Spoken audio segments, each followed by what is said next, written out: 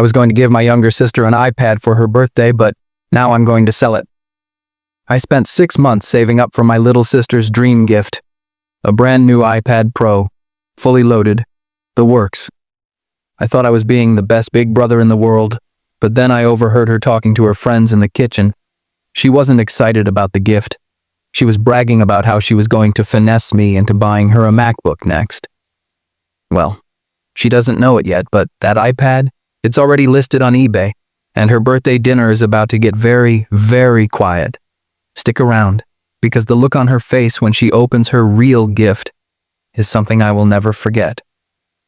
You know, they say blood is thicker than water, but sometimes blood is just a vessel for pure, unadulterated entitlement. My name is Leo. I'm 26, and for the last 3 years, I've been working my tail off at a mid-sized tech firm in Chicago. I don't come from money. My parents are great, don't get me wrong, but they've always lived paycheck to paycheck. They worked long hours at the post office and the hospital just to make sure we had food on the table and clothes that fit. So when I finally started making a decent salary, a big boy salary, I wanted to be the guy who took care of everyone, especially my sister, Maya. Maya is 18. She just graduated high school and is heading off to college in the fall. There's an 8-year gap between us, so I've always felt more like a third parent than a brother. When she was little, I was the one who bought her ice cream with my paper route money. When she was 10, I saved up for months to get her those specific sneakers all the cool kids were wearing. I remember skipping my own school lunches for 2 weeks, just to afford the high-top version she wanted. I loved being that guy. It made me feel successful, like it finally arrived. But looking back, I think I was just teaching her that my love had a price tag, and she was more than happy to keep swiping the card. You see, Maya has this way of looking at you, this wide-eyed, innocent pout, that makes you feel like the most important person in the room if you just say yes to her. And for 18 years, everyone said yes. My parents said yes because she was the miracle baby born late in their lives. I said yes because I wanted to be the hero. For her high school graduation and 18th birthday, which are only a week apart, she told me she needed a new iPad. Not just any iPad. She wanted the 12.9-inch iPad Pro, the one with 2 terabytes of storage, the Apple Pencil, the Magic Keyboard, the whole setup. We're talking over $2,000. Now, I'm doing well, but $2,000 isn't pocket change for me. That's a mortgage payment. That's a solid chunk of my emergency fund. But Maya, she did the whole routine. She told me how it would help her with her graphic design major. She talked about how she'd use it to take notes and stay organized. She even sent me dozens of TikToks of aesthetic study setups with soft lo-fi music playing in the background, making it seem like this piece of glass was the key to her entire future success. She'd text me late at night saying things like, "Leo, I'm so nervous about college, I just want to be prepared so I don't let you and Mom down." What a load of, well, you know. So, like a total sucker, I bought it. I had it delivered to my apartment first because I wanted to set it up, put a screen protector on it. You know, make it perfect. I even bought a custom leather case with her initials embossed on the back. MRV Maya Rose Vance. It looked beautiful. It looked like a gift for someone who would cherish it for a decade. Last Tuesday, I drove down to my parents' place for a pre-birthday dinner. The plan was to give it to her on Saturday, at her actual party. But I was so excited that I brought it with me, hidden in my backpack. I wanted to see her reaction so badly. I got there early. My parents were out picking up some groceries, and Maya was in the kitchen with 2 of her friends, Chloe and Sarah.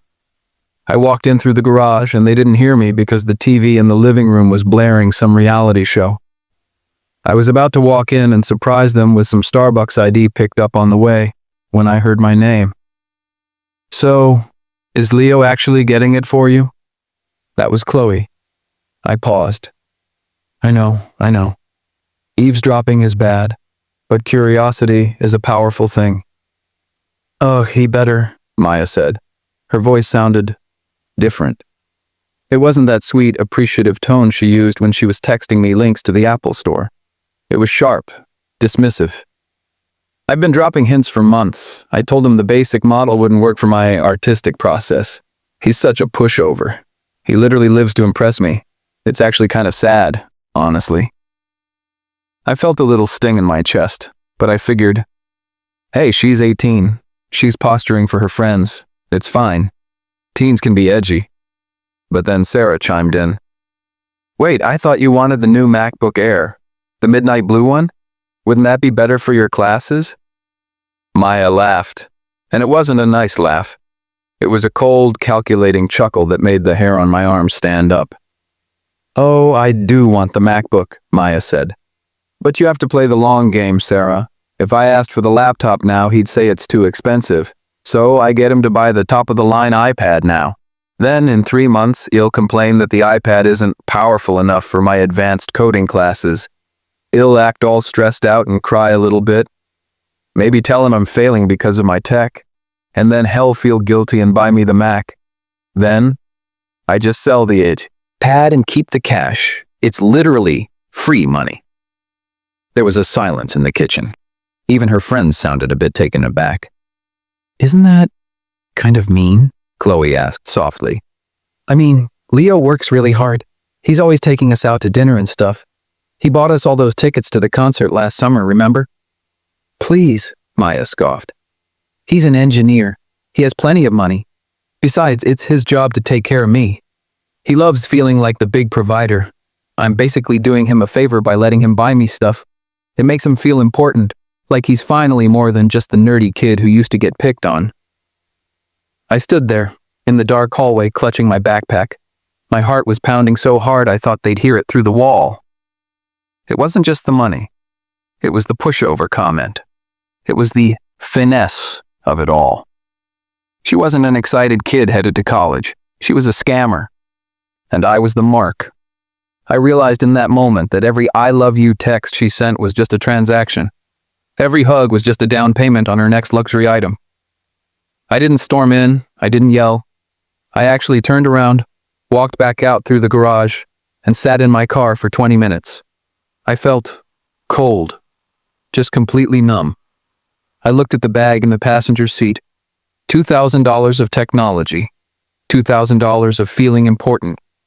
I pulled out my phone. I opened the eBay app. I took high-quality photos of the box, the receipt, and the accessories. I listed it as brand new, open box, never used. I priced it at $1,800 for a quick sale. Within 10 minutes, I had 4 watchers. Within 20 minutes, someone had messaged me asking if I could ship it overnight. Then, I went back into the house. I acted completely normal. I hugged my parents when they got home. I joked with Maya, and I even listened to her talk about how excited she was for the weekend. I just hope I have everything I need for school, she said, eyeballing my backpack with a smirk. It's going to be so hard if I'm behind on tech compared to the other students. I heard the kids from the suburbs all have the newest pros. I just smiled. A slow, calm smile. I'm sure you'll have exactly what you deserve, Maya. The next few days were a blur. I finalized the sale on eBay. I packed the iPad into a shipping box, and I watched the UPS driver take it away. I felt a weight lift off my shoulders with every inch that truck moved down the street. Saturday came. The big birthday dinner. My parents went all out. They rented a private room at this fancy Italian place. Steak, lobster, the whole 9 yards. Maya was dressed up in a new dress, probably bought with my parents' credit card, looking like a princess. She kept glancing at the door, waiting for me to bring in a large rectangular gift. When it was time for presents, my parents gave her a beautiful gold locket with a picture of our grandmother inside. It was sentimental and expensive. She thanked them, but her eyes were darting around the room looking for my gift. She was barely even looking at the locket. Okay, Leo, my dad said, leaning back with a glass of wine.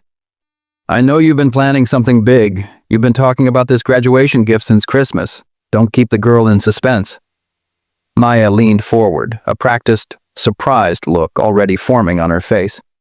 She actually started to do that little OMG hand-over-the-mouth thing before I even moved. I reached into my pocket and pulled out a small, flat envelope. No box, no gift wrap, just a plain, white envelope. I slid it across the table. Maya's brow furrowed. The surprised look flickered and died. She picked it up, opened it, and pulled out a piece of paper.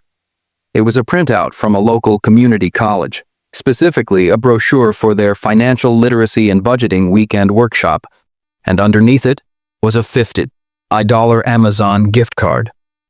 The silence at the table was deafening. You could have heard a pin drop on the carpet. What is this?" Maya asked. Her voice was trembling, but not with sadness, with rage. "It's your birthday present," I said calmly, taking a slow sip of my water.